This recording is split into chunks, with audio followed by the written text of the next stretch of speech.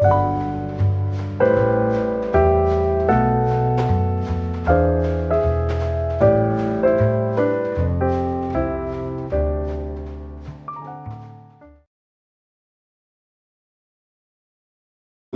19장 1절부터 12절의 말씀입니다. 우리 한 목소리로 처음부터 끝까지 같이 읽겠습니다. 사무엘상 19장 1절부터 12절입니다. 같이 읽습니다. 사울이 그의 아들 요나단과 그의 모든 신하에게 다윗을 죽이라 말하였더니 사울의 아들 요나단이 다윗을 심히 좋아하므로 그가 다윗에게 말하여 이르되 내 아버지 사울이 너를 죽이기를 꾀하시느니라. 그러므로 이제 청하노니 아침에 조심하여 은밀한 곳에 숨어 있으라. 내가 나가서 내가 있는 들에서 내 아버지 곁에 서서 내 일을 내 아버지와 말하다가 무엇을 보면 내게 알려주리라 하고, 요나단이 그의 아버지 사울에게 다윗을 칭찬하여 이르되 원하건대 왕은 신하 다윗에게 범죄하지 마옵소서. 그는 왕께 득죄하지 아니하였고 그가 왕께 행한 일은 심히 선함이니이다. 그가 자기 생명을 아끼지 아니하고 블릿의 사람을 죽였고 여호와께서는 온 이스라엘 위하여 큰 구원을 이루셨으므로 왕이 이를 보고 기뻐하셨거늘 어찌 까닭없이 다윗을 죽여 무죄한 피를 흘려 범죄하려 하시나이까.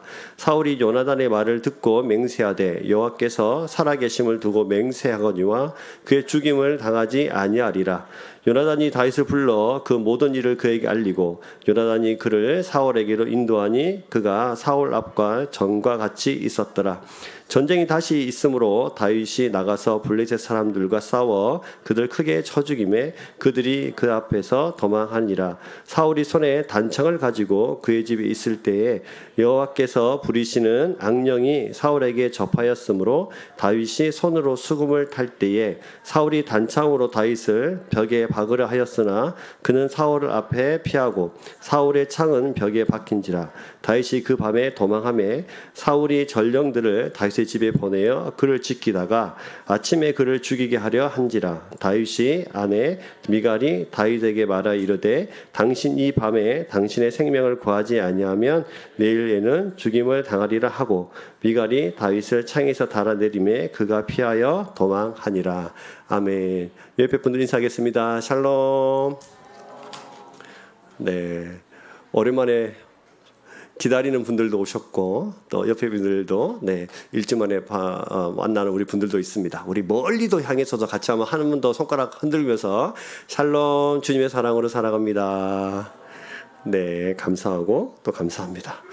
자, 오늘도 우리가 사무엘 강의 사무엘서 상 강의 16번째 시간에 또 우리가 사무엘상 19장으로 이제 왔습니다. 오늘 이제 말씀을 앞서서 이제 우리가 이런 얘기를 함께 나누면서 말씀 안으로 들어가 보시면 좋겠습니다. 마산 출신의 천상병이라는 시인이 있습니다. 이 시인이 쓴 시 가운데에 귀천이라는 시가 있는데요. 한번 띄워주시고요. 귀천이라는 시는 이렇습니다. 같이 한번 읽겠습니다. 시작. 나 하늘로 돌아가리라. 새벽빛 와 닿으면 쓰러지는 이슬 더불어 손에 손을 잡고 나 하늘로 돌아가리라. 노을빛 함께 단 둘이서 기슭에서 놀다가 구름 손짓하면은 나 하늘로 돌아가리라. 아름다운 이 세상 소풍 끝나는 날 가서 아름답더라고 말하리라. 네, 시가 너무 좋죠. 그래서 귀천입니다. 하늘나라로 돌아가서 아름다운 이 세상 소풍 끝나고 아름다웠습니다. 이렇게 이야기할 것이다. 이렇게 이제 귀천이라는 시를 썼어요. 근데 이 시를 쓸 때 이 천상병이라는 시인이 사실은 억울한 누명을 쓰고 감옥에 갇혀 있다가 푸른 꿈도 펼쳐보지 못한 채 그의 삶에 시들어가기 시작했습니다. 그런데 어느 날 죽음이 자신에게 찾아오고 있다는 것을 깨닫게 됐고 그 깊은 질병 가운데서 어떤 그들을 미워하거나 불편하거나 분노하거나 내 삶을 이렇게 만들었다 놔한다고 그렇게 불평하지 않고 그는 이 시를 적었어요. 귀천, 나 하늘로 돌아가리라. 아름다운 이 세상 소풍 끝나는 날 거기서 내가 아름다웠습니다. 아름다운 소풍 같은 인생을 살았습니다. 라고 하나님께 그렇게 이야기하겠다라고 이 시를 쓴 거예요. 제가 이제 막 찾아보니까 이 시인이 그리스도인이더라고요. 그래서 아마 귀천이라는 시를 쓴 것 같습니다. 그렇습니다. 그리스도인들은 그 불평과 불만과 그 깊은 아픔 그 앞에서 하나님의 나라를 생각하는 거예요. 그 앞에서 그 고통 앞에서 나는 무엇을 생각하느냐에 따라서 내가 누구냐가 설명이 됩니다. 그래서 깊은 그곳에서, 아픈 그곳에서 깊은 절망과 분노와 미움과 시기와 질투, 그 앞에서 하나님의 나라를 살아가는 사람, 바로 그 사람이 바로 그리스도인입니다. 옆에 있는 분들에게 저를 따라서 한번 축복하시면서 한번 선포하셨으면 좋겠습니다. 어떠한 상황 속에서라도 하나님의 나라를 생각하는 사람이 되십시오. 할렐루야. 오늘 제가 왜 이런 말씀을 드리냐면, 오늘 말씀에 나타난 19장에 나타난 이 등장하는 인물들이 바로 하나님의 나라를 세워가는 사람, 또 하나님 나라를 무너뜨리는 사람이기 때문이에요. 먼저 우리가 살펴볼 것은 하나님 나라를 무너뜨리려고 하는 사울에 대해서 먼저 살펴보도록 하겠습니다. 자, 오늘 1절에 보시면 이렇게 되어 있어요. 사울이 그의 아들 요나단과 그의 모든 신하에게 다윗을 죽이라 말하였더니, 이렇게 시작을 합니다. 여러분, 사울이 누굽니까? 이스라엘의 첫 번째 왕.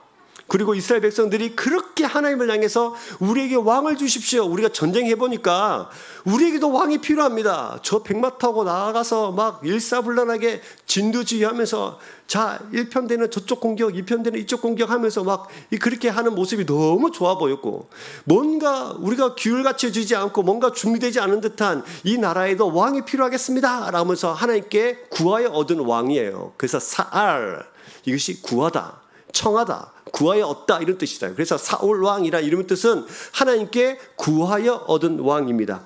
이 왕은 철저히 하나님의 뜻대로 하나님께 허락하셔서 세움받은 왕이면서, 더불어 하나님께 구하며 하나님의 뜻을 물으면서 하나님의 뜻대로 이스라엘을 다스려야 되는 그 정체성을 가진 사람이 바로 이 왕이에요. 첫 번째 왕이에요. 사울 왕. 그 사람이 왕입니다. 근데 오늘 어때요? 오늘 19장 1절에는 이 사울 왕이 왕의 모습이 아니라 어떤 자의 모습? 살인자의 모습으로 등장합니다.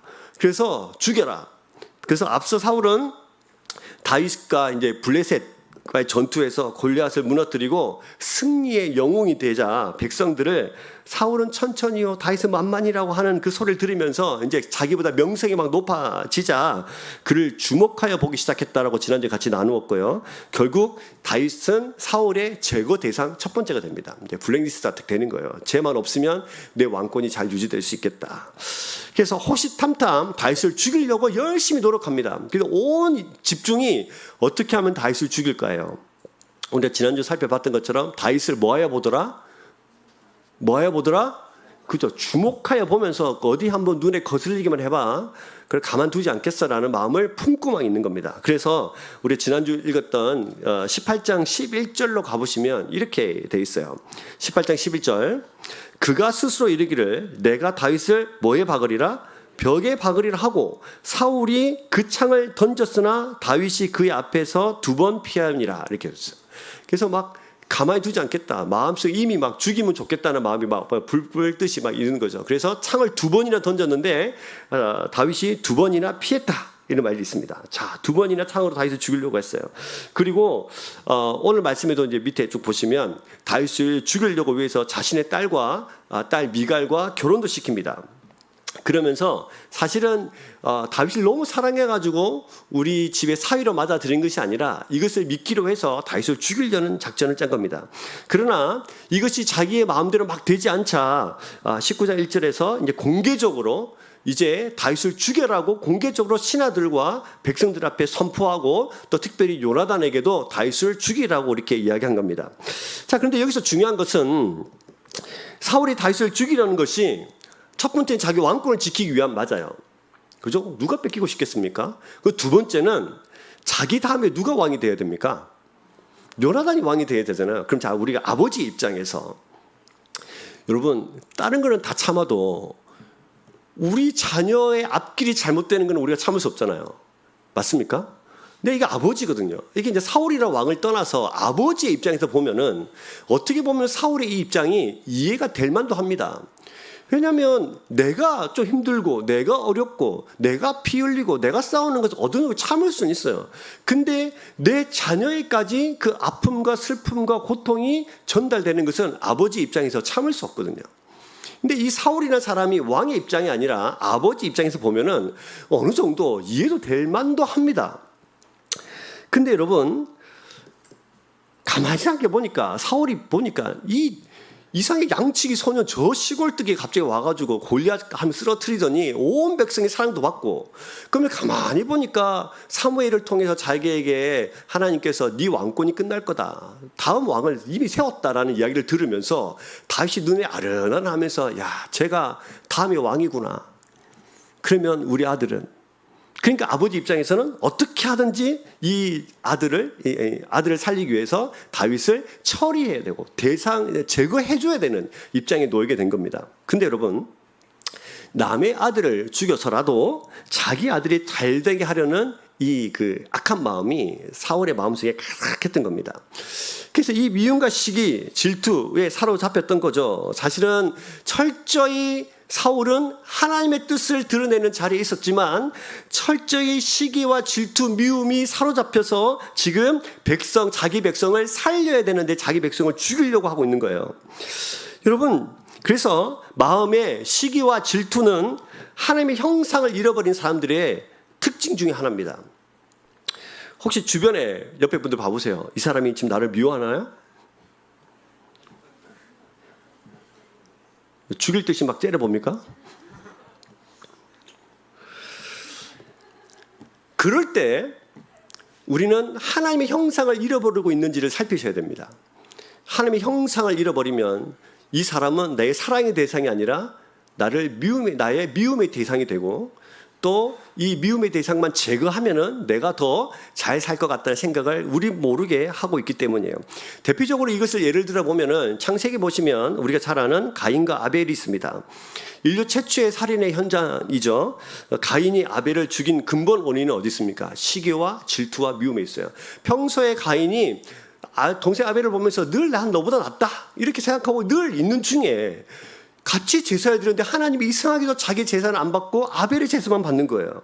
그래서 그 마음속에 미움과 시기의 질투, 내가 항상 너보다 나아, 넌 항상 내 밑에야, 넌 항상 내 힘 아래 굴복해야 돼. 왜? 나는 형이고 너는 동생이기 때문에. 그런 마음을 가지고 있는데 이 평소에 이 마음이 하나님께서 반대로 바꾸신 거죠. 그래서 아벨의 제사를 받으실 때 참을 수 없는 미움과 시기와 질투가 마음속에 흘러넘치게 되고, 그리고 하나님의 형상을 잃어버리자 곧 자기 동생을 죽이는 현장의 첫 번째 살인자가 된 것입니다. 그래서 이렇게 하나님의 형상을 잃어버리고 하나님과 관계가 끊어지면 반드시 시기와 질투와 미움의 사람으로 변합니다. 그 마음속에 불편이 시기와 질투가 넘쳐나면서 불평불만이 막 넘쳐나는 거예요. 그러면서 이것도 잘못됐네, 저것도 잘못됐네, 이래서 네가 잘못했네 라고 막 이야기하는 거죠. 근데 여러분, 성경에서는 시기와 질투와 미움은 그래서 항상 살인으로 연결되지는 않아요. 그런데 성경은 우리에게 뭐라고 말하냐면 그 시기와 질투와 미움은 성경에서는 뭐라고 말합니까? 살인이라고 말해요. 성경 말씀 요한일서 3장 15절의 말씀에 보시면 이런 말씀이 있습니다. 같이 있습니다. 시작.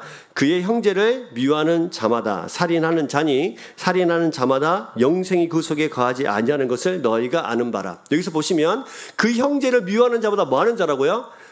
뭐 하는 자라고요? 살인하는 자예요. 근데 그 살인하는 이유가 뭐냐면 설명이 되어 있어요. 뭐라고요? 살인하는 자마다 그 속에 뭐가 없어요? 영생이 없어요. 다시 말하면 하나님이 그 안에 없는 거예요. 하나님이 없으면 반드시 자신의 시선으로 옆에 사람을 보게 되어 있고요. 그러면 반드시 시기와 질투와 미움으로 그 사람을 죽이는 사람이 되어지는 것입니다. 성경 우리에게 이것을 설명해 주고 있어요. 그래서 미워하는 것, 그것은 살인하는 것인데 그 심각한 것은 영생이 그 안에 있지 않기 때문이에요.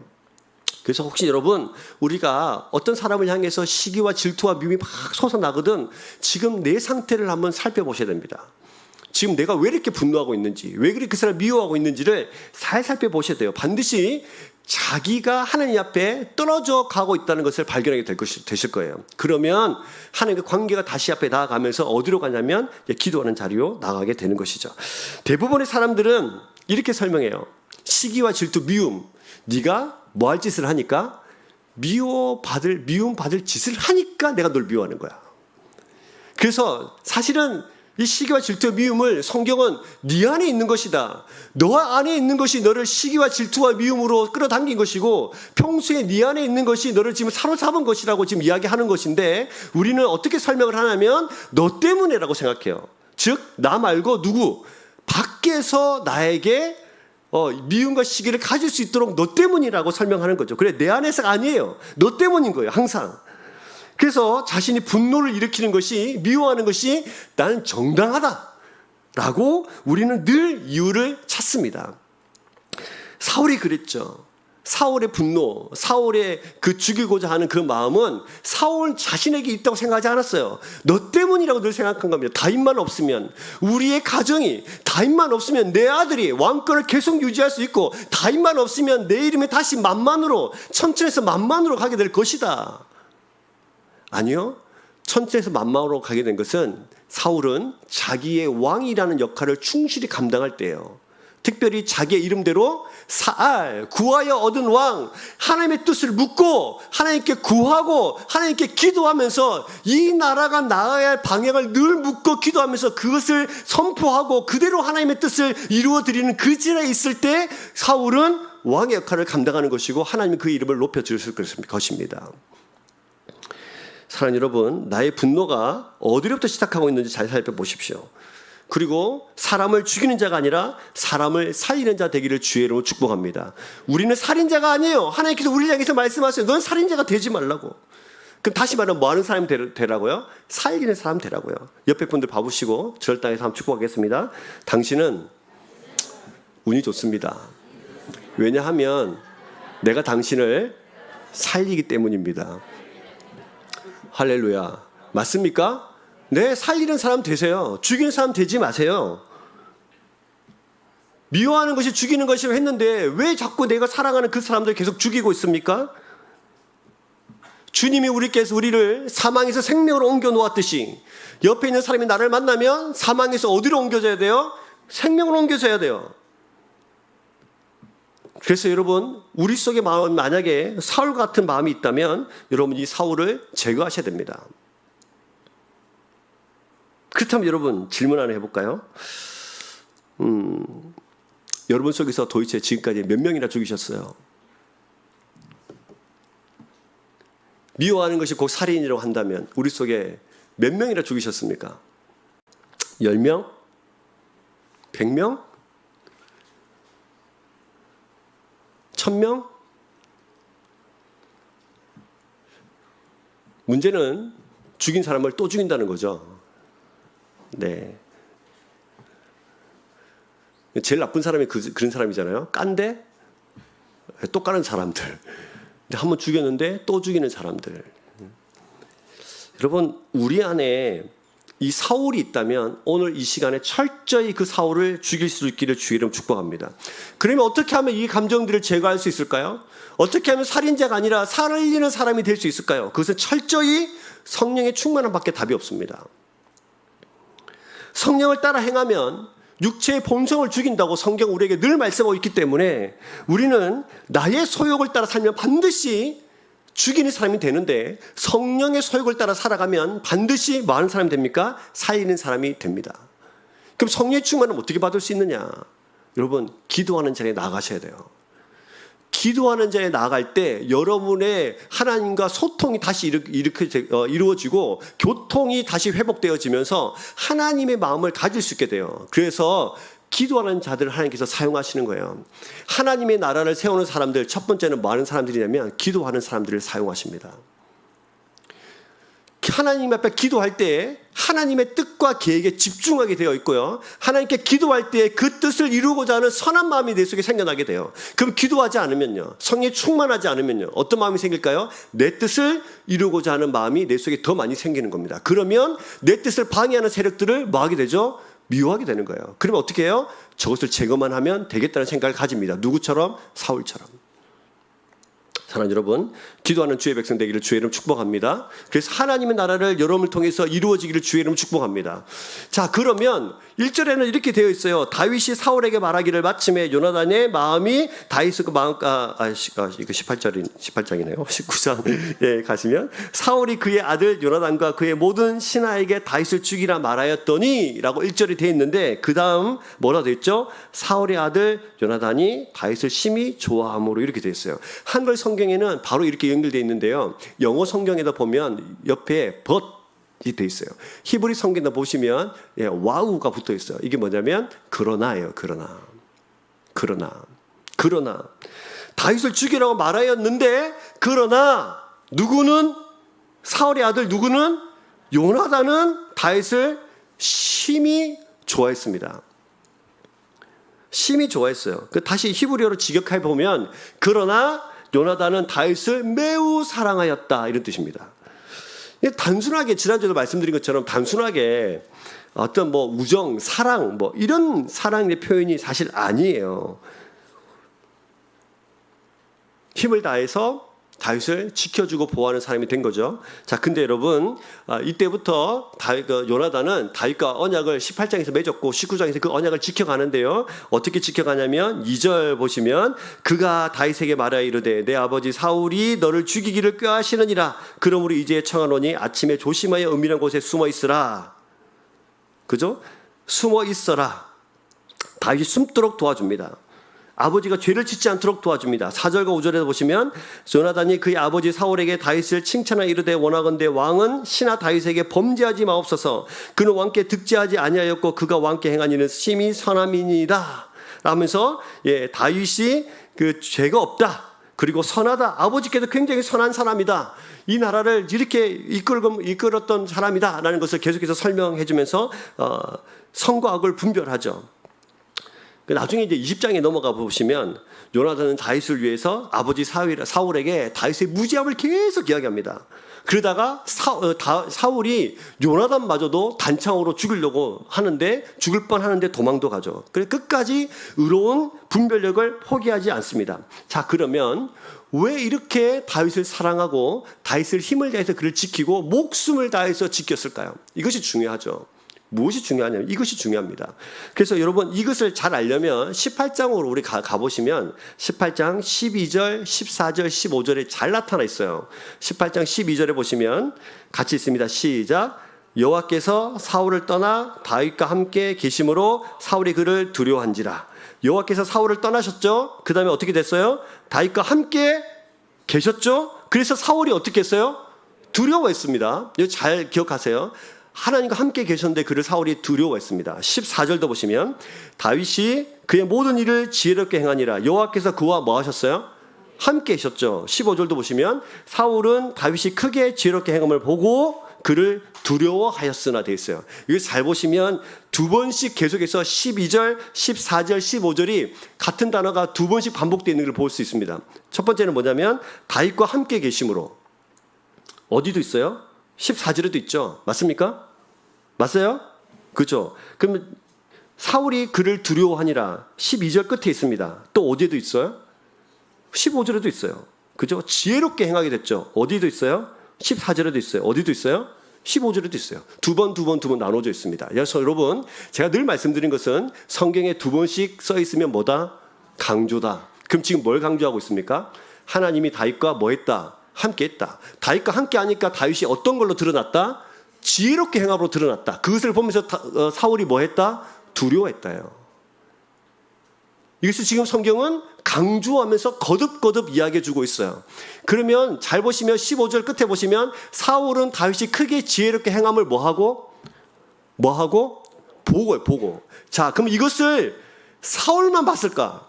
다윗이 하나님과 함께하고, 다시 말하면 하나님께서 다윗과 함께해서 그가 지혜롭게 행함을 보고 있는 것을 다윗만 봤을까? 누구도 봤을까요? 요나단도 봤어요. 특별히 여기서 지혜롭게 행하다는 것은 통찰해서 보는 거거든요. 통찰해서 보면서 만사가 형통하게 되는 것을 지혜롭게 행하다고 표현한 거예요. 그러면 하나님께서 다윗과 함께 하셔서 다윗이 모든 문제들을 뭐하고 하나님의 시선으로 통찰하고 그 일을 형통하게 하는 거예요. 이것을 성경은 지혜롭게 행하다는 거예요. 가는 곳마다 이렇게 행하신 겁니다. 다윗이 똑똑해서가 아니고 다윗과 함께 하셨던 누구의 능력이에요? 하나님의 능력으로 그가 지혜롭게 되면서 가는 것보다 모든 문제들마다 사람의 시선이 아니라 누구의 시선? 하나님의 시선으로 쭉 보니까 통찰하고 관통해서 보니까 이 문제의 근원이 어떻게 되는 것을 깨달아 알게 되고 그것을 해결하고 그것을 결국 형통하게 되는 일로 열매를 맺는 겁니다. 근데 그것을 바라보고 있었던 사울은 두려워했고요. 요나단과 온 백성들은 그를 보면서 그를 사랑하게 된 겁니다. 그럼 여러분, 요나단이 다윗을 사랑하게 된 것은 그와 다윗과 함께 하셨던 하나님 때문이에요. 그죠? 자, 여러분, 다윗과 함께 했던 하나님을 볼 수 있는 눈이 저와 여러분의 삶 가운데 있게 되기를 주의 이름으로 축복합니다. 옆에 분들 봐보십시오. 이 사람들을 그냥 내 시선으로 보면 마음에 들어요, 안 들어요? 안 듣죠. 거의 뭐 왼수보다 조금, 어쩔 때는 왼수고, 내가 니를 낳았다. 니도 내 같은 애 낳아봐라. 니 같은 애 똑같이 낳아봐라. 저희 어머니가 저한테 늘 하셨던 말인데, 니 그때 똑같은 애 낳아봐라. 똑같은 애 낳아가지고 제가 고생을 하고 있습니다.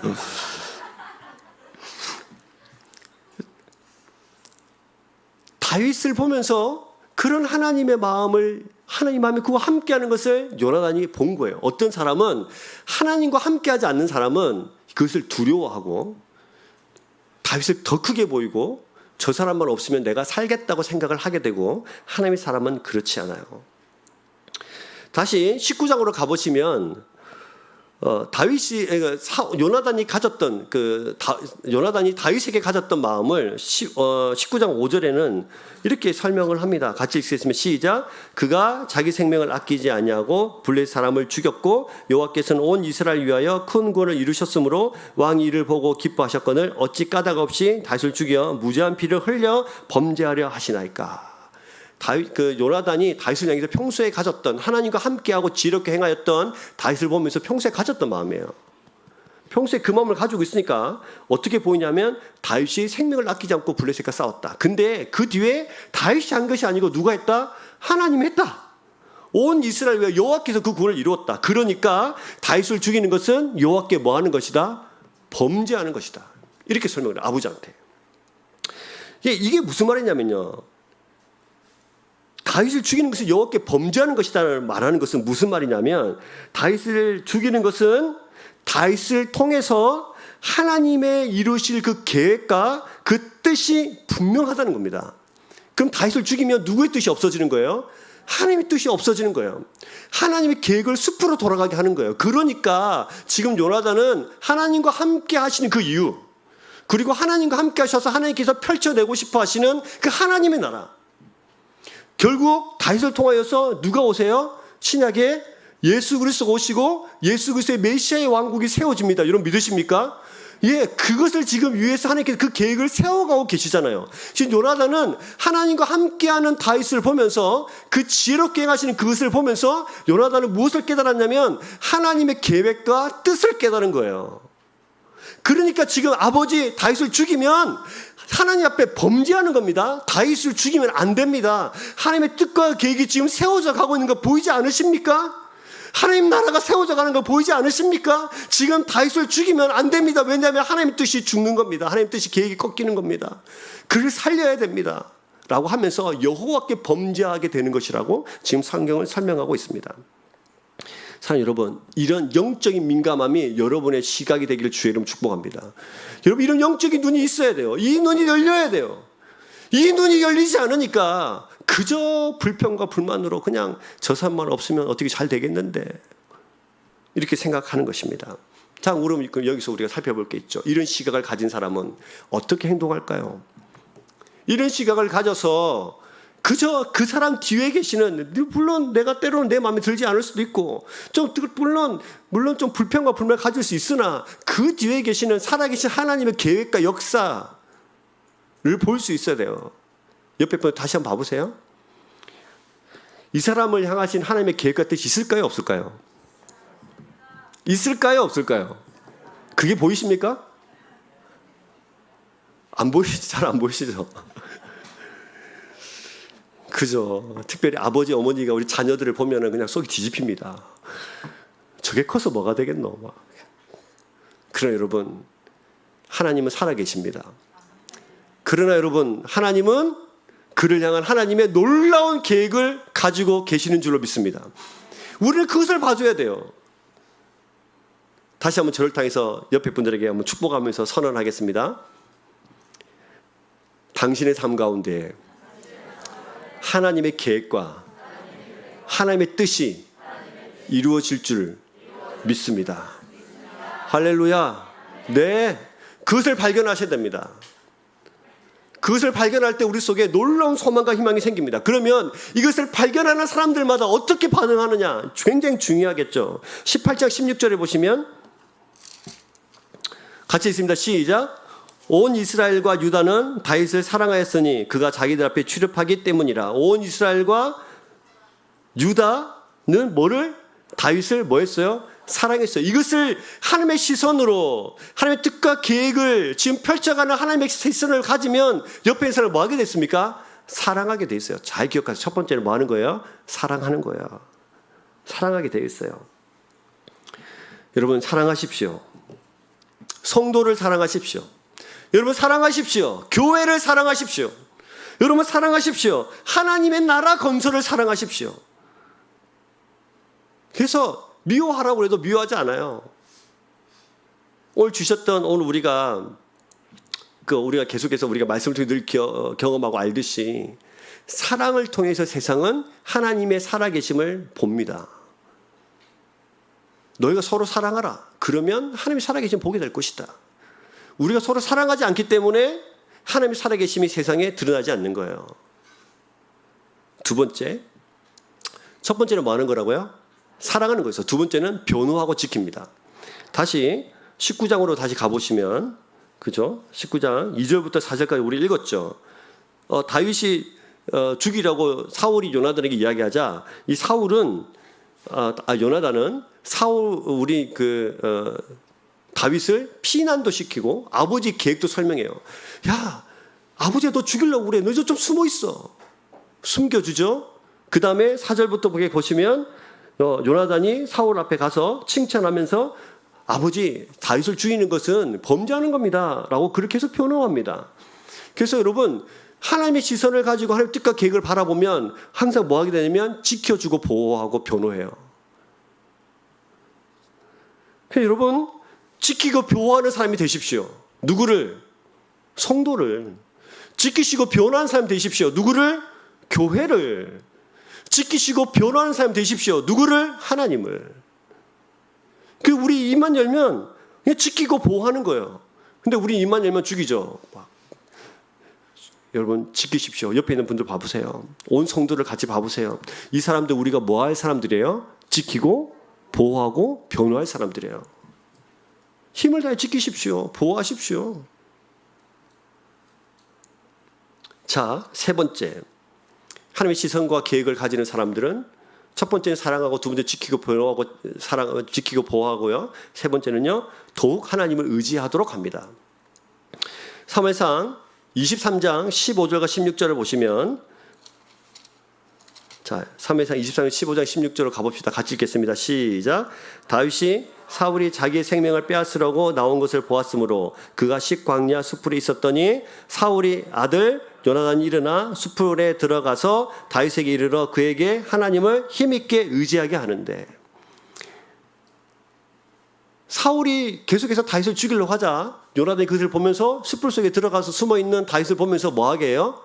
하나님을 의지하게 하죠. 근데 어떻게 해요? 힘있게 의지하게 하는 거예요.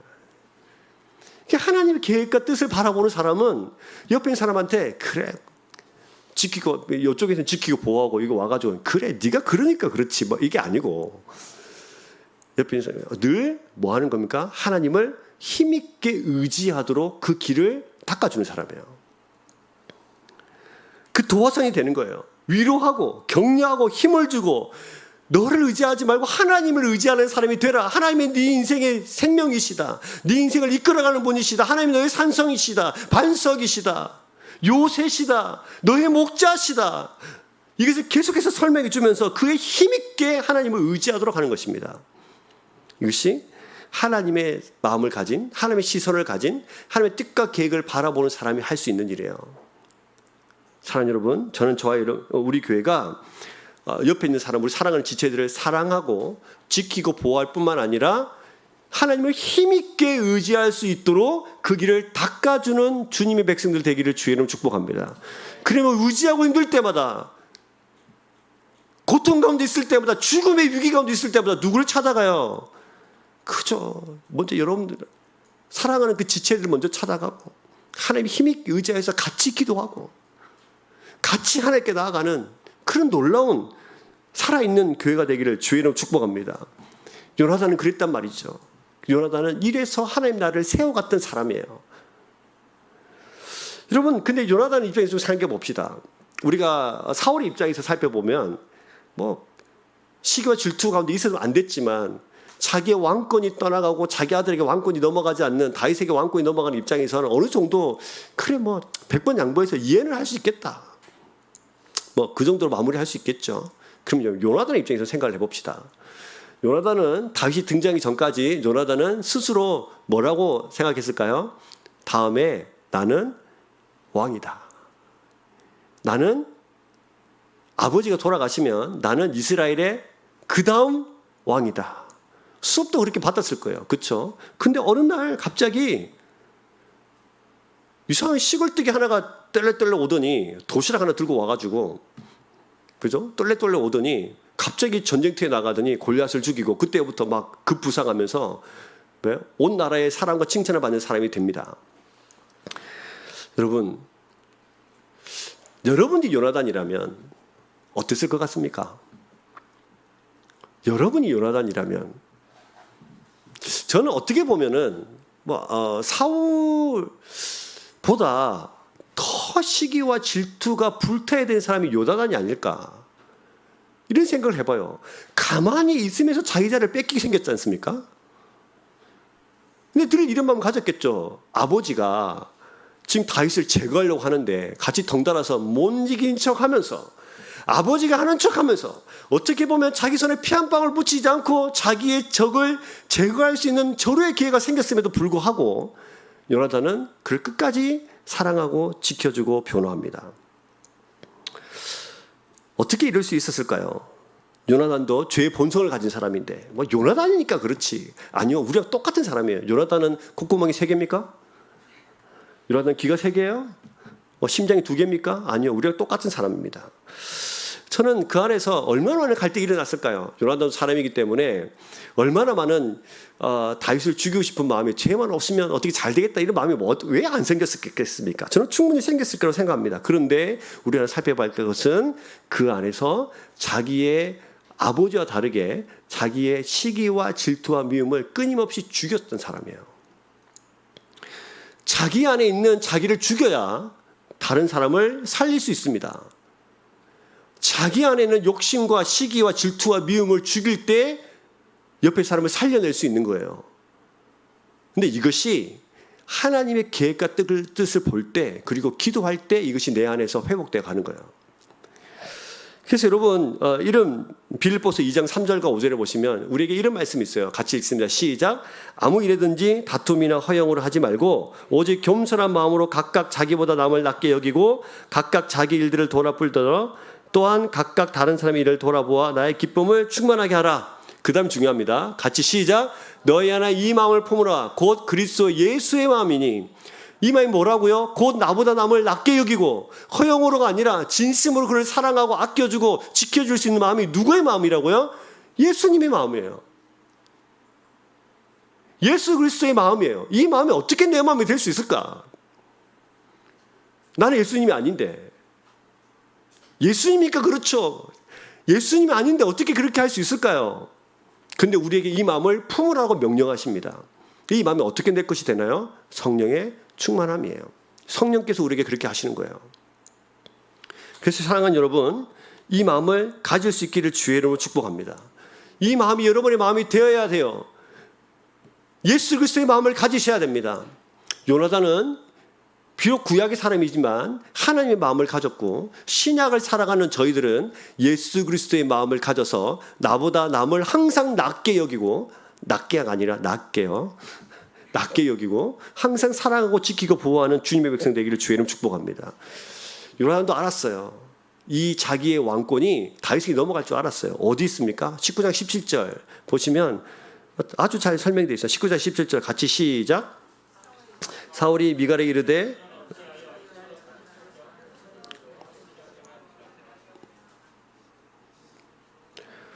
네, 19장 17절이 아니네요. 몇 장이죠? 20장인가요? 제가 읽어드릴게요. 잠깐만요. 20장 17절인가요?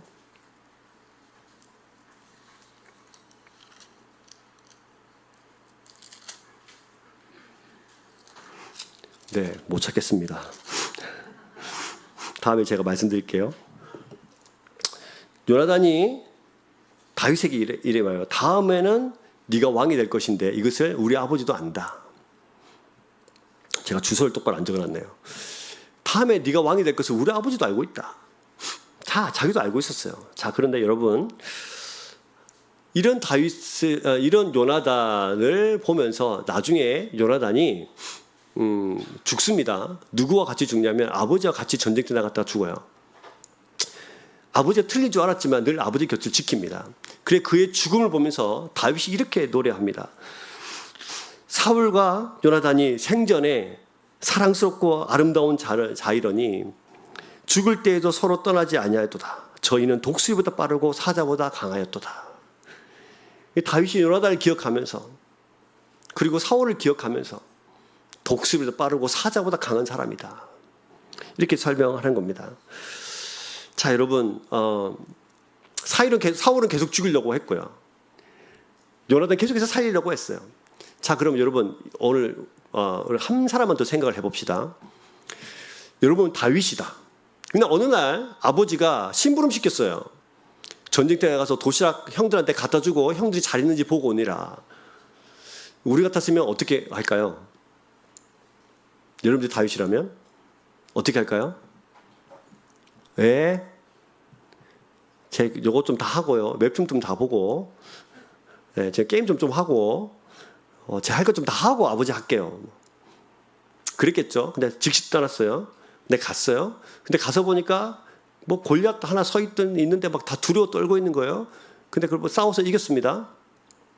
그랬더니 그거밖에 없는데 갑자기 이제 승전해가지고 뭐 이제 이스라엘로 돌아왔는데 사람들이 뭐 다윗은 뭐 만만이요, 사울은 천천히요, 막 이게 무슨 말이고 막 이러고 있는데 온 백성들이 자기를 막 사랑하는 거예요. 근데 그때부터 사울이 자기를 죽이려고 합니다. 그 여러분이 다윗이라면 어떻게 했겠습니까?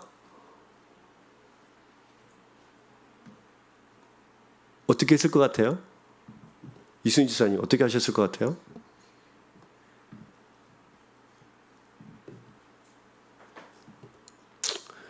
우리 성질 같았으면 그죠? 욕을 세게 하면서 도대체 내가 뭘 잘못했는데 나를 죽이려고 그러는 거냐고. 그러면서 자기 마음에도 사울 옆에서 내가 늘 수금 타는데 뭐 까딱하면 죽일 수 있지 않을까? 뭐 이런 생각했을 수도 있잖아요. 실제로 다윗은 사울 배에 도망다니다가 굴에 들어갔는데 마침 그곳에서 숨어 있는데 사울이 들어옵니다. 근데 그때 죽이잖아요. 옆에 있는 사람이 다 죽이자고 그랬어요. 죽이면 우리가 도망다니지 않아도 되지 않습니까? 근데 뭐라고 했냐면 하나님이 세우신 사람을 우리가 손댈 수 없다. 살립니다. 그래서 여러분 잘 보시면 우리가 성경을 볼 때 어떻게 보셔야 되냐면 가까이서 보고 멀리서 보셔야 돼요.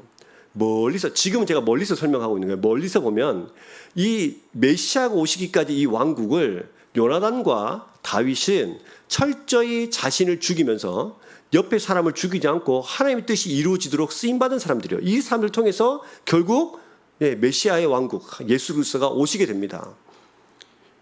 이런 삶을 살아가는 거죠. 근데 이런 사람을 제가 어떤 사람이라고 표현하고 싶냐면 이런 거예요. 자, 판화 하나를 제가 보여드릴 텐데 여러분 저기 보면 예수님이 달려 계시죠? 맞습니까? 예수님이 십자가에 달려 계시다가 죽고 나무에서 내려온 십자가에 내려온 모습인데 이 판화는 그 유명한 그 판화 루오라는 사람의 작품인데요. 여러분 이 작품의 제목이 이거예요.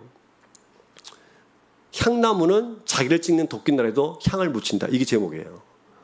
예수님이 십자가에서 내려오셨는데 십자가에서 죽고 내려오셨는데 제목이 향나무는 자기를 찍는 도끼날에도 뭐를 묻힌다? 향을 묻힌다. 이게 제목입니다. 하나님의 사람들은 어떤 사람들이냐면 여러분 향나무가 쓰러뜨리려면 수없이 많은 도끼질을 해야겠죠. 자기를 찢기고 자기를 넘어뜨리려고 계속해서 찍으면서 자기를 부서뜨려가는 그 상황 속에서도 향나무는 그 도끼날이 뭐를 붙여요? 향을 묻히거든요. 하나님의 사람들이 이런 사람들이에요.